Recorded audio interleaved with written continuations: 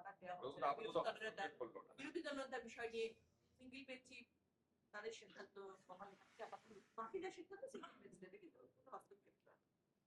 দেখুন, মহামান্য আদালত ডিভিশন বেঞ্চ তারা আজকে রায় দিয়েছেন, মানে বিরোধী দলনেতা এবং বিরোধী মুখ্য সচেতক, অপোজিশন চিফ হুইপ এবং লিডার অফ অপোজিশন, মানে এই যে মামলা হয়েছিল, মানে এটা প্রথমে তো সিঙ্গেল বেঞ্চেই মামলা হয়, সিঙ্গেল বেঞ্চ ইন্টারিম মানে স্টে অর্ডার দেননি।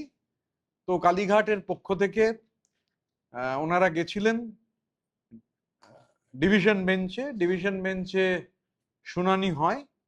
আজকে মহামান্য আদালতের ডিভিশন বেঞ্চ তারা রায় দিয়েছেন, এবং প্রকৃতপক্ষে যদি এটা দেখেন আর কি, পুরো কার্য বিবরণীটা, কল্যাণ বন্দ্যোপাধ্যায় খুবই প্রথিতযশা আইনজীবী, তো সেই প্রথিতযশা আইনজীবী মানে সরকারের মামলা করে যিনি রেকর্ড ঘটিয়েছেন, মানে এখন তো আর সরকারের মামলা নেই, উনি সরকারের মামলা করায় রেকর্ড গোটা দেশেই ঘটিয়েছেন, নিশ্চিতভাবে এগুলো বেরোবে। এত মামলা কোনো সরকারি লোক মানে সরকারি মামলা কেউ করেননি। তো তিনিও আর ওখানে বলেছিলেন যে এটাকে স্টে দেওয়ার জন্য। তো মহামান্য আদালতের ডিভিশন বেঞ্চ তারা স্টেটা দিতে অস্বীকার করেছেন। তো তার থেকেই ক্লিয়ার, মানে কল্যাণ বন্দ্যোপাধ্যায় রায় হয়ে যাওয়া মানে রায় ঘোষণার পর আবার ওখানে স্টে চেয়েছিলেন, সেই স্টেটা দিতেও মানে লিডার অফ অপোজিশনের স্টেটাসের ওপর, অপোজিশন চিফ হুইপের স্টেটাসের ওপর যে স্টে চেয়েছিলেন, সেই স্টেও মহামান্য আদালতের ডিভিশন বেঞ্চ দেননি। স্বাভাবিকভাবে আমরা সবসময় মহামান্য আদালতের ওপর, সে সিঙ্গেল বেঞ্চ হোক ডিভিশন বেঞ্চ হোক, সবার ওপরই আমরা আস্থাশীল।